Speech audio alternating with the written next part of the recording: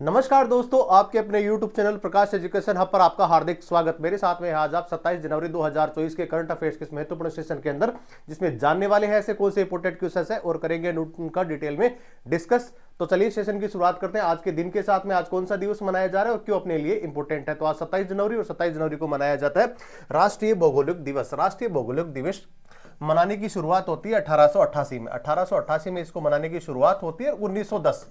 1910 के आसपास जब आते आते पहले इसकी पत्रिका जो थी वो शुरू तो हो जाती है 1888 में, और 1910 के आसपास ये रंगीन पत्रिका में तब्दील हो जाती है। और उद्देश्य हम सब लोगों को पहले से विदित, जिस प्रकार आप देख रहे हैं कि राष्ट्रीय भौगोलिक दिवस ज्योग्राफी के बारे में है और विश्व के अंदर, विश्व में भौगोलिक परिस्थितियों और उनका इतिहास और समसामयिक विषयों में जिस प्रकार करंट के अंदर किस प्रकार अपना योगदान देती है, उसी के विषय के अंदर राष्ट्रीय भौगोलिक दिवस 27 जनवरी को मनाया जाता है। चलिए तो सेशन की शुरुआत करते हैं आज के दिवस के पहले इंपोर्टेंट प्रश्न के साथ में। चलिए जान रहे हैं आज कौन सा दिवस मनाया जा रहा है। 27 जनवरी आपने देख लिया। अब देखते हैं आज का पहला प्रश्न। हाल ही में कौन सी महारत्न कंपनी नेट प्रॉफिट के मामले में देश की तीसरी सबसे बड़ी कंपनी बनी है। देश के बारे में बात करी जा रही है, लेकिन सार्वजनिक क्षेत्र के अंदर देखा जाए तो ऐसी कौन सी ऐसी कंपनी है जो नेट प्रॉफिट के मामले में तीसरे नंबर की कंपनी बनी है। नाम है उसका ओएनजीसी। स्थापना इसकी 14 अगस्त 1956। सार्वजनिक क्षेत्र की कंपनी, नियंत्रण स्वामित्व सरकार के पास में। 2010 के अंदर यह बन जाती है महारत्न कंपनी। अभी वर्तमान में 15 देशों में 32 प्रोजेक्ट पे, 15 देशों में 32 प्रोजेक्ट पे ये कर रही है काम। सबसे ज्यादा जो प्रोजेक्ट है वो कहां पे चल रहे हैं? 6 प्रोजेक्ट चल रहे हैं इसके म्यांमार में। तेल निकालने का कार्य ये करती है। सार्वजनिक क्षेत्र की बड़ी कंपनी है और घरेलू क्षेत्र के अंदर जितना भी जो तेल उत्पादित किया जाता है उसका 71% तेल निकालने का कार्य कौन करती है? ओएनजीसी कंपनी करती है। 2,96,00,000 2.96 लाख करोड़ रुपए की नेटवर्थ वाली कंपनी कौन सी है? ओएनजीसी बनी है, जिसको देश के अंदर तीसरा स्थान मिला है। कुछ अन्य पहलू जान लेते हैं। इससे पहले शीर्ष कंपनियां कौन सी हैं?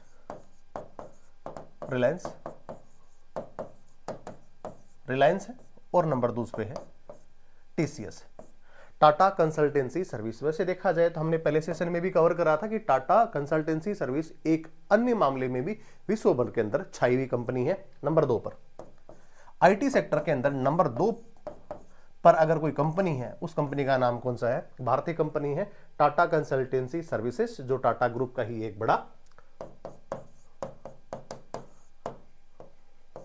कंपनी के तौर पे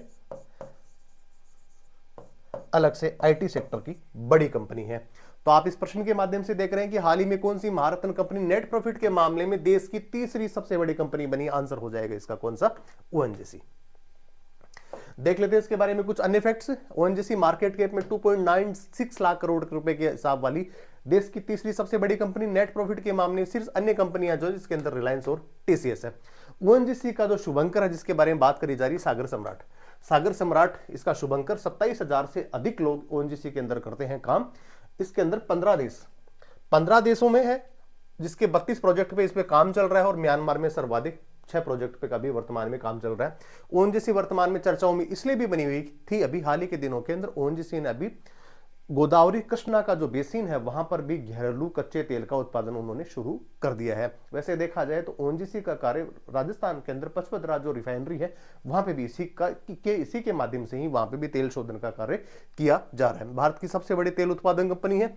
घरेलू उत्पादन के अंदर 71% का योगदान देती है और 2010 के अंदर महारत्न कंपनी का दर्जा इसको मिल चुका है। स्थापना इसकी, जैसा कि मैंने आपको बताया था, 14 अगस्त 1956 में इसकी स्थापना हो जाती है। इसका जो हेडक्वार्टर है वो न्यू दिल्ली में है। तो आप देख रहे हैं देश की तीसरी सबसे बड़ी कंपनी मार्केट कैप के हिसाब से, जिसमें 2.96 लाख करोड़ रुपए इसका मार्केट कैप है। चलिए जानते हैं दूसरा प्रश्न। हाल ही में भारतीय सरकार ने किस देश को ब्रह्मोस मिसाइल निर्यात करने का निर्णय लिया है, उसकी घोषणा करी। आंसर हो जाएगा इसका कौन सा? फिलीपींस। दक्षिणी चीन सागर का छोटा सा द्वीपीय देश है फिलीपींस। मनीला इसकी राजधानी। हाल ही में चीनी चुनौतियां हैं, उनको निपटने के लिए भारत के सरकार के साथ में इस प्रकार के समझौता कराया, जिसके अंदर ब्रह्मोस मिसाइल वो अपने से खरीदने वाले हैं। वैसे देखा जाए तो डीआरडीओ का अब तक का सबसे बड़ा एक व्यापारिक सौदा है जो किसी विदेशी देश के साथ में इन्होंने किया है। और हम क्या करने वाले हैं निर्यात? तो हम करने वाले निर्यात उनको फिलीपींस को करने वाले हैं ब्रह्मोस मिसाइल। सुपरसोनिक मिसाइल है ये। और भारत और रसिया ने इसको संयुक्त रूप से किया है तैयार। रूस की मस्को नदी के नाम पे और भारत की ब्रह्मपुत्र नदी के नाम पे इसको बनाया गया। नाम है इसका ब्रह्मोस, जिसको हाल ही के अंदर भारतीय सरकार ने करी थी घोषणा कि वो अपने डीआरडीओ के माध्यम से इसको फिलीपींस को बेचा जाएगा। देख लेते हैं इसके बारे में कुछ अन्य तथ्य। ब्रह्मोस मिसाइलों के ग्राउंड सिस्टम का निर्यात शुरू करने की घोषणा करने वाला भारत, और फिलीपींस को पहला सेट मार्च के अंत तक इसको सौंपा जाएगा। डीआरडीओ अब तक का सबसे बड़ा जो इसके अंदर अनुबंध करने वाला है, 375 मिलियन अमेरिकी डॉलर का इसने क्या किया है? सौदा किया है। अब बात कर लेते हैं कि ब्रह्मोस मिसाइल के बारे में। तो अत्याधुनिक मिसाइल है और सुपरसोनिक मिसाइल, और भारत और रूस के द्वारा इसको संयुक्त रूप से किया गया है तैयार। जानते हैं अगला प्रश्न, प्रश्न संख्या 3। देश की पहली अंडर वाटर मेट्रो रेल का उद्घाटन किस महानगर में किया जाएगा? 1984। देश के अंदर पहली बार अगर मेट्रो चलती है तो वो चलती है कलकत्ता में। और अंडर वाटर मेट्रो की भी शुरुआत करी जा रही है, वहां पे कहां पे करी जा रही है? कलकत्ता के अंदर ही करी जा रही है। समुद्र के 13 मीटर और जमीन में 33 मीटर, 550 मीटर की ये एक समुद्र के अंदर, जिसमें हुगली नदी है,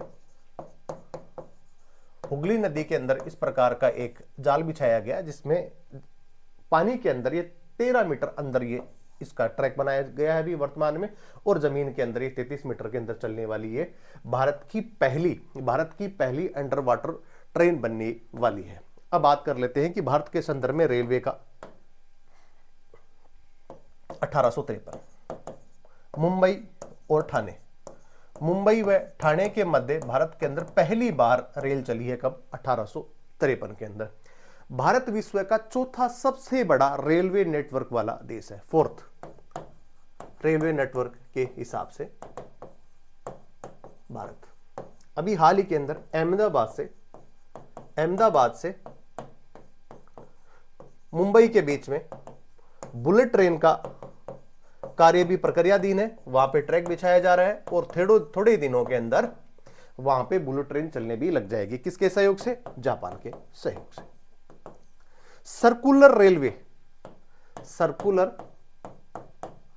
रेलवे नेटवर्क वाला शहर कौन बना है सबसे बड़ा? आंसर है इसका बेंगलुरु। सबसे बड़ा रेलवे नेटवर्क मेट्रो के हिसाब से कहां है? दिल्ली। सबसे बड़ा मेट्रो रेलवे अगर देखा जाए कि नेटवर्क के हिसाब से देखा जाए तो आंसर इसका क्या हो जाएगा? हो जाएगा दिल्ली। लेकिन हाल ही में देश की पहली अंडर वाटर मेट्रो का उद्घाटन किस महानगर में किया जाएगा? आंसर ही जाएगा इसका कौन सा? कोलकाता। किसकी राजधानी है? पश्चिमी बंगाल की। पश्चिमी बंगाल की राजधानी, जहां पर हुगली नदी के नीचे इस प्रकार का ट्रैक वहां पे बिछाया गया है। देख लेते हैं इसके बारे में कुछ अन्य चीजें। हुगली नदी के 13 मीटर और जमीन से 33 मीटर नीचे इस प्रकार का ट्रैक जो भी वर्तमान में तैयार किया गया है। 520 मीटर लंबी अंडर वाटर मेट्रो होगी, टनल होगी। भारत का सबसे बड़ा सर्कुलर रेलवे नेटवर्क का बेंगलुरु के अंदर बनाया जा रहा है। बुलेट ट्रेन जापान के सहयोग से करी जा रही है। और सबसे बड़ा अगर मेट्रो रेल नेटवर्क अगर देखा जाए तो न्यू दिल्ली में है। भारत का रेलवे नेटवर्क के मामले में है चौथा स्थान। और भारत में रेल की शुरुआत होती है 1853 में। अब बात करते हैं एक ऐसा इंटरेस्टिंग पहलू कि जिसके बारे में मैं आपको बता रहा हूं कि भारत का ऐसा कौन सा राज्य है जहां पे अभी तक ट्रेन जो है उसका कोई किसी प्रकार का कोई नेटवर्क नहीं है। आंसर हो जाएगा कौन सा? सिक्किम। वैसे देखा जाए तो जैविक कृषि के अंदर पूर्णतया प्रतिबद्ध राज्य कौन सा है? आंसर होगा इसका कौन सा? सिक्किम। सिक्किम की राजधानी गंगटोक। और मेट्रो मैन के नाम से अगर कोई विख्यात है देश भर के अंदर, ऐसे किसी महान विभूति, नाम है इनका ई श्रीधरन। भारत की पहली जो मेट्रो ट्रेन चलती है वो 1984 में चलती है कैलकाटा में। जानते हैं अगला प्रश्न, प्रश्न संख्या 4। हाल ही में किस मध्य एशियाई इस्लामी देश ने राजनयिकों के लिए पहला अल्कोहल स्टोर खोलने की घोषणा करी है? वेरी इंपॉर्टेंट प्रश्न है। आप देख रहे हैं कि इस्लामी जगत के अंदर शराब सेवन को बुरा माना जाता है, या कह सकते हैं पूर्णतया ये प्रतिबंधित है। वैसे देखा जाए तो शराब पीना कोई अच्छी बात भी नहीं, लेकिन बहरहाल आप देख रहे हैं विश्व के अनेक देशों के अंदर, चाहे इसकी मजबूरी भी कहें कि ठंड के दिनों के अंदर लोग पीते हैं, लेकिन अलग अलग देशों के अंदर अलग अलग प्रकार के कानून बने हुए हैं। इस्लामी जगत की बार में पहली बार ऐसा एक राष्ट्र बना है, नाम है इसका सऊदी अरब। मोहम्मद बिन सुल्तान वहां के प्रधानमंत्री, और उन्हीं की वजह से इस प्रकार की चीजें वर्तमान में हो रही हैं। 2030 तक सऊदी अरब ने इस प्रकार का निर्णय लिया है कि हम सामाजिक और आर्थिक और राजनीतिक क्षेत्र के अंदर हमारा एक जो 2030 का जो विजन है, जिसके अंदर बहुत सारी ऐसी चीजें हैं जिसको पहले विश्व के अंदर माना जाता था लेकिन इस्लामी जगत के अंदर उनको नहीं माना जाता था, तो वहां पे भी प्रयोग के तौर पे इस प्रकार की चीजें करी जा रही हैं। और कच्चे तेल की उपयोगिता धीरे धीरे खत्म हो रही है। विश्व के अनेक जो देश हैं वो ईवी पे चले गए हैं, सोलर ऊर्जा पे चले गए हैं। तो थोड़े दिनों के अंदर जो व्यापार वाणिज्य जो सबसे ज्यादा हुआ करता था एशियाई देशों, मध्य एशियाई देशों के साथ में, वो खत्म होने की कगार पे ही होगा, बिल्कुल होगा। इसी के लिए जो है वो दूसरी चीजें वहां पे करी जा रही हैं कि वहां पे और ऐसी कौन कौन सी चीजें बेची जाए जिसमें वहां की जो रेवेन्यू है उसको ग्रोथ मिल सके। वर्ल्ड एक्सपो ये भी 2030 के अंदर कहां आयोजित होने वाला है? आंसर हो जाए इसका सऊदी अरब। तो हाल ही के अंदर सऊदी अरब ने जितने भी जो हमारे डिप्लोमेट्स हैं, जो राजनयिक हैं, उनके पहला वहां पे स्टोर खोलने की घोषणा करने वाला इस्लामी राष्ट्र कौन बना है? आंसर इसका हो जाएगा सऊदी अरब। देख लेते हैं इसके बारे में कुछ अन्य चीजें। अब बात करते हैं कि गिफ्ट सिटी, एक भारत की एक ऐसी गिफ्ट सिटी जो बहुत बड़े लेवल पे उसको तैयार किया जा रहा है, वहां पे बहुत सारे ऐसे कॉर्पोरेट ऑफिस भी बनाए जा रहे हैं। और आंसर इसका कहां पे? गुजरात के अंदर भी वैसे देखा जाए तो शराब पूर्णतया प्रतिबंधित वाला एक राज्य है, लेकिन वहां पे भी गिफ्ट सिटी के अंदर दी गई उसके अंदर छूट कि वहां पे भी इस प्रकार के जो अल्कोहल है उसका सेवन कर सकेंगे। तो वर्तमान में ये भी चर्चाओं में, भारत के संदर्भ में तो बनाया हुआ था, लेकिन विश्व की बात करें जहां पे इस प्रकार का कार्य किया सऊदी अरब ने। राजनयिकों के लिए पहला अल्कोहल स्टोर खोलने की करने वाला है घोषणा। सऊदी अरब विजन 2030 के तहत सामाजिक आर्थिक सुधारों की शुरुआत करने वाला है। उद्देश्य की सऊदी अर्थव्यवस्था और समाज को आधुनिक बनाना और तेल पर इसकी निर्भरता को कम करना और अधिक अंतरराष्ट्रीय मानदंडों को खोलने का कार्य कौन कर रहा है? सऊदी अरब कर रहा है। क्राउन प्रिंस है जिनका नाम मोहम्मद बिन सलमान। अब हाल ही में आलिया भट्ट को, हाल ही के अंदर हमने देखा कि सिनेमा जगत की एक बड़ी अभिनेत्री और गंगूबाई काठियावाड़ी एक मूवी आई थी जिसके अंदर उनको मिला था राष्ट्रीय पुरस्कार, और जोय पुरस्कार से सऊदी अरब ने भी उनको किया है सम्मानित। इससे पहले सम्मान पाने वाले कौन से भारतीय अभिनेता जिनका नाम सलमान खान और शाहरुख खान। वर्ल्ड एक्सपो 2030 की जो मेजबानी करने वाला है वो भी कौन राष्ट्र बना है? सऊदी अरब है। और गिफ्ट सिटी गुजरात भी अभी हाल ही के अंदर अल्कोहल बेचने की वजह से चर्चाओं में बनी हुई थी। प्रश्न संख्या जान रहे हैं 5। हाल ही में किस भारतीय खिलाड़ी ने ऑस्ट्रेलियन ओपन के युगल में फाइनल तक पहुंचने का इतिहास रचा है? इससे पहले 2013, 2023 यूएस ओपन के फाइनल तक का सफर तय करा वर्तमान में वर्ल्ड के 43 वर्ष की उम्र वाले उम्रदराज खिलाड़ी जिनका नाम है रोहन बोपन्ना, और अभी वर्तमान में चल रहा है ऑस्ट्रेलियन ओपन जिसके युगल के अंदर उन्होंने अपने साथी के साथ में फाइनल में कर लिया है प्रवेश। इससे पहले वो एटीपी के अंदर भी वो सबसे उम्रदराज टाइटल जीतने वाले खिलाड़ी भी वो बने थे। आंसर इसका हो जाएगा कौन सा? रोहन बोपन्ना। हाल ही के अंदर टेनिस जगत में अगर देखा जाए तो लिएंडर पेस और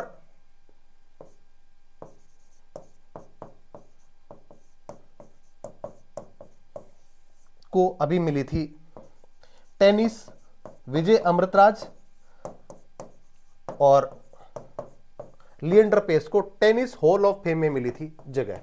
भारतीय खिलाड़ी अमृत विजयराज और कौन से लिएंडर पेस। वैसे देखा जाए तो सुमित नागल भी ऑस्ट्रेलियन ओपन के सिंगल्स के अंदर दूसरे दौर में प्रवेश करने वाले खिलाड़ी भी कौन बने थे, ये भी सुमित नागल बने थे, जो वर्तमान में ऑस्ट्रेलियन ओपन भी वर्तमान में चल रहा है। लेकिन रोहन बोपन्ना और भारतीयों के लिए सबसे बड़ी खबर यह है कि इन्होंने युगल के अंदर ऑस्ट्रेलियन ओपन के अंदर फाइनल के अंदर प्रवेश कर लिया। इससे पहले यूएस ओपन में भी इस प्रकार का कारनामा कर चुके हैं।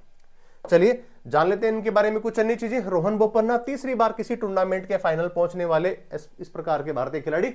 2013 और 2023 में यूएस ओपन के युगल में फाइनल तक ये पहुंचे थे। रोहन बोपन्ना एटीपी फाइनल्स जीतने वाले दुनिया के सबसे उम्रदराज खिलाड़ी भी वो बने थे। और टेनिस हॉल ऑफ फेम के अंदर भारतीय ऐसे टेनिस के 2 खिलाड़ी थे जिनको मिली थी जगह, जिसके अंदर विजय अमृतराज और लिएंडर पेस। साल में 4 ग्रैंड स्लैम होते हैं, हम सब लोगों को पहले से विदित कि ऑस्ट्रेलियन ओपन होता है, फ्रेंच ओपन होता है, उसके बाद में यूएस होता है और विंबलडन होता है। 4 प्रकार के ग्रैंड स्लैम खेले जाते हैं। और अभी वर्तमान में जनवरी माह चल रहा है तो ऑस्ट्रेलियन ओपन वर्तमान में खेला जा रहा है। हम बात करते हैं कि नोवाक जोकोविच अभी हाल ही के अंदर क्यों चर्चाओं में बने हुए थे कि इन्होंने 8वीं बार बॉल्कन एथलेटिक्स पुरस्कार जो है वो टेनिस जगत के अंदर ही दिया जाने वाला बड़ा पुरस्कार, उसको भी अभी उन्होंने नाम किया था। जानते हैं अगला प्रश्न संख्या 6। ऑडिट फर्म डेलॉय की रिपोर्ट के अनुसार दुनिया का सर्वाधिक रेवेन्यू वाला फुटबॉल क्लब कौन सा बना है? आंसर इसका हो जाएगा कौन सा? Real Madrid. 7,655 करोड़ की रेवेन्यू वाला क्लब बना है कौन सा? Real Madrid. इससे पहले स्पेनिश फुटबॉल कप का खिताब भी किसने जीता था? यह भी रियल मैड्रिड ने ही जीता था। फीफा वर्ल्ड कप 2026 आयोजन कहां किया जाएगा? 3 ऐसे देश होंगे जो इस बड़े इवेंट की मेजबानी करने वाले होंगे, जिसमें यूएसए होगा, कनाडा होगा और साथ में होगा मैक्सिको। वो 2026 के अंदर फीफा वर्ल्ड कप होगा, उसकी मेजबानी करने वाले होंगे। इससे पहले दोहा कतर ने करी थी 2022 वाले की, और विजेता कौन बना था? इसमें बना था अर्जेंटीना। आप देख रहे हैं 4 ही ऐसे बड़े क्लब हैं जो फुटबॉल के लिए जाने माने क्लब, और अभी वर्तमान में रियल मैड्रिड ने इस प्रकार का कारनामा कराया है कि दुनिया का सबसे बड़ा रेवेन्यू के हिसाब से देखा जाए तो सबसे बड़ा क्लब ही वो बना है। देख लेते हैं इसके बारे में कुछ अन्य चीजें। रियल मैड्रिड 2022-23 में रेवेन्यू इसका 7,655 करोड़ है। अन्य शीर्ष क्लब है जिसमें मैनचेस्टर सिटी है, पीएसजी है और बार्सिलोना है। 5 सीजन के बाद में रियल मैड्रिड सबसे ज्यादा रेवेन्यू जनरेट करने वाला फुटबॉल क्लब बना है 5 साल के बाद में। पिछले साल की अगर तुलना में देखा जाए तो 20 ऐसे टॉप क्लब हैं, उनकी रेवेन्यू के अंदर 14% का इजाफा हर क्लब को हुआ है। हाल ही में मैनचेस्टर सिटी ने फीफा क्लब वर्ल्ड चैंपियन का खिताब अपने नाम किया। हाल ही के अंदर जर्मनी ने अंडर 17 फीफा वर्ल्ड कप भी इन्होंने अपने नाम किया था। 2026 का फीफा पुरुष वर्ल्ड कप की मेजबानी करने वाला कनाडा, मैक्सिको और यूएसए है। और 2022 का जो क्लब का कह सकते हैं कि फीफा का जो कप था वो किसने अपने नाम किया था? अर्जेंटीना ने किया था। जानते हैं अगला प्रश्न संख्या 7। हाल ही में आईसीसी द्वारा 2023 का one day cricketer of the year का अवार्ड किस खिलाड़ी ने अपने नाम किया? आंसर इसका हो जाएगा कौन सा? विराट कोहली। इससे पहले puberty cricketer of the year का अवार्ड भी इनको ही मिला, विराट कोहली। 765 रन इन्होंने 2023 का जो वर्ल्ड कप था उसके अंदर इन्होंने बनाए थे। देखा जाए तो T20 के अंदर भी सबसे ज्यादा रन बनाने वाले खिलाड़ी कौन बने हैं? वो भी विराट कोहली। और इसीलिए उनको one day cricketer of the year का अवार्ड भी उनको अभी वर्तमान में दिया गया है। इनके साथ में किसको दिया गया? चमारी अट्टापट्टू श्रीलंकन महिला क्रिकेट खिलाड़ी, उनको भी महिला कैटेगरी के अंदर one day cricketer of the year 2023 का अवार्ड उनको भी दिया गया है। अब बात करते हैं कि अन्य खिलाड़ी कौन कौन से थे। पेट कमिंस,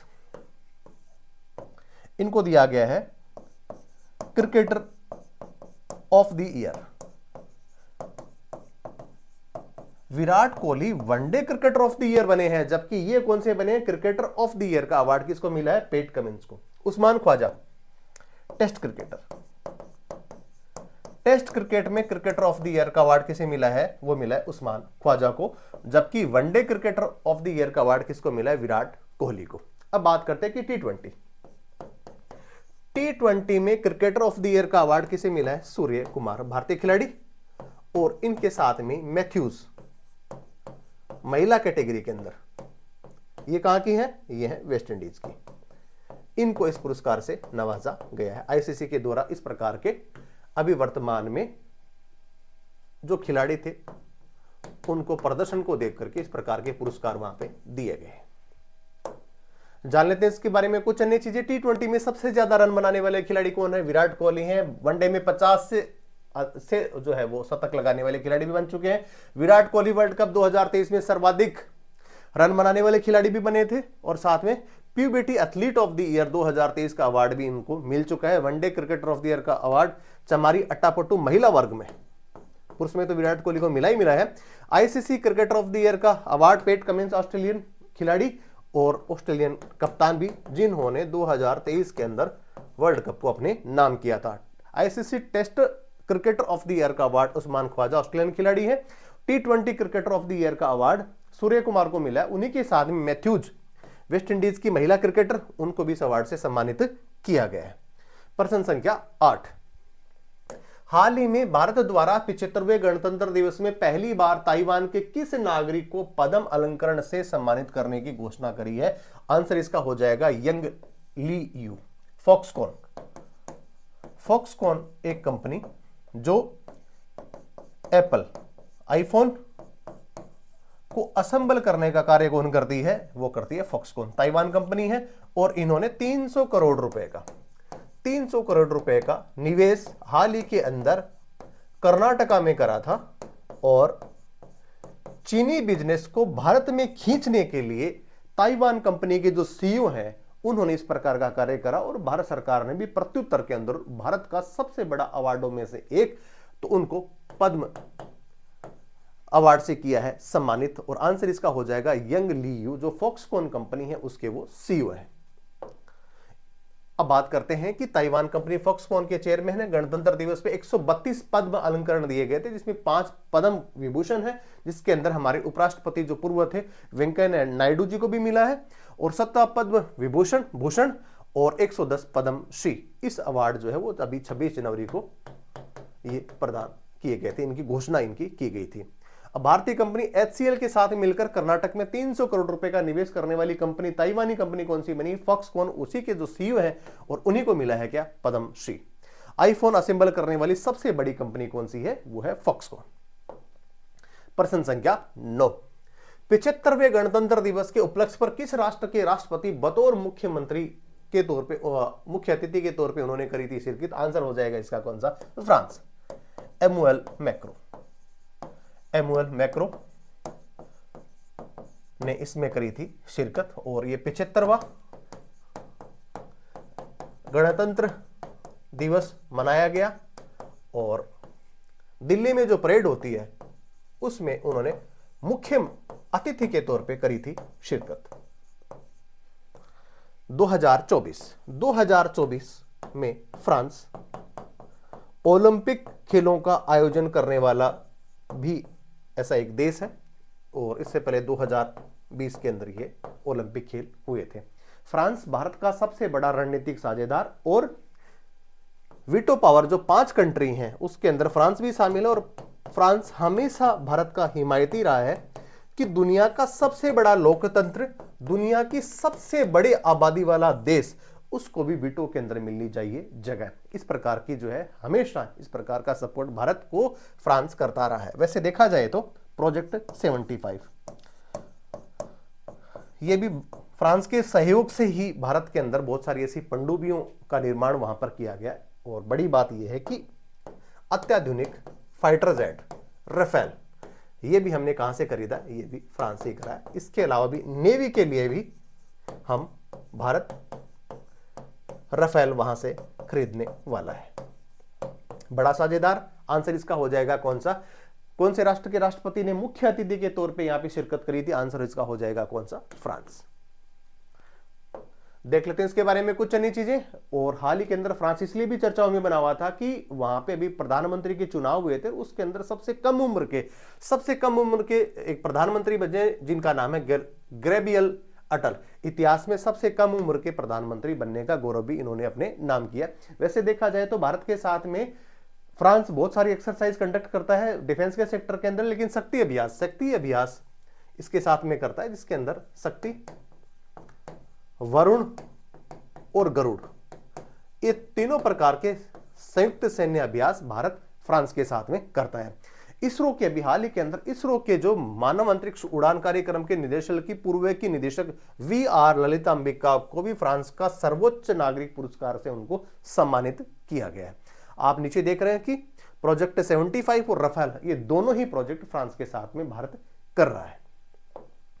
प्रश्न संख्या 10, हाल ही में राष्ट्रपति द्रौपदी मुर्मू जी के द्वारा कितने व्यक्तियों को जीवन रक्षा पदक श्रृंखला पुरस्कार 2023 से सम्मानित करने की घोषणा करी, आंसर इसका हो जाएगा कौन सा, 31 जीवन रक्षा पुरस्कार देने की घोषणा भी वर्तमान में महामहिम राष्ट्रपति महोदया के द्वारा इस प्रकार के पुरस्कारों की शुरुआत देने की करी गई। इससे पहले बाल पुरस्कार इसके अंदर भी 19 कह सकते हैं युवाओं को यह पुरस्कार दिया गया, जिसमें 10 लड़कियां थी और 9 लड़के थे। 7 कैटेगरी के अंदर ये पुरस्कार दिए गए बाल पुरस्कार, और ये भी अपने आप में अहम। और वैसे देखा जाए तो व्यक्तियों को जीवन रक्षा पदक श्रृंखला पुरस्कार भी दिए गए, और जो श्रृंखला के अंदर कितने पुरस्कार दिए गए हैं, तो ये दिए गए लोगों को 31 व्यक्तियों को इस प्रकार के पुरस्कारों से किया गया है सम्मानित। 31 व्यक्तियों को साहस और निस्वार्थता के कार्यों के लिए जीवन रक्षा पदक पुरस्कार श्रृंखला का जो 2023 का जो था उसमें सम्मानित किया गया। सर्वोत्तम जीवन रक्षा पदक 3 व्यक्तियों को दिया गया, जबकि उत्तम जीवन रक्षा पदक 7 व्यक्तियों को, और जीवन रक्षा पदक 21 व्यक्तियों की। शुरुआत होती है इसकी 1961 में। 22 जनवरी 2023 को राष्ट्रपति के द्वारा 19 बच्चों को भी वीर बाल पदक देने की घोषणा करी थी, जिसके अंदर 9 लड़के और 10 लड़कियां ये इसके अंदर शामिल किए गए थे।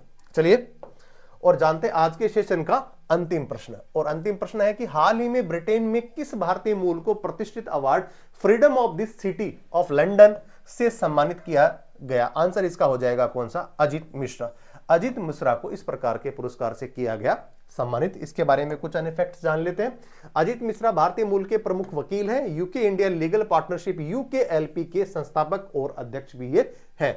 लंदन कॉर्पोरेशन नीति अध्यक्ष क्रिस हेवर्ड और नागरिक मामलों की समिति के उपाध्यक्ष श्रवण जोशी के द्वारा इनको क्या किया था, नामित किया गया था। इससे पहले भारतीय पूर्व प्रधानमंत्री, भारत के पहले प्रधानमंत्री जिनका नाम जवाहरलाल नेहरू, उनको भी इस पुरस्कार से किया गया था सम्मानित। तो आज के लिए दोस्तों इतना ही। बने रहिए प्रकाश एजुकेशन हब के साथ में। जय हिंद, जय भारत।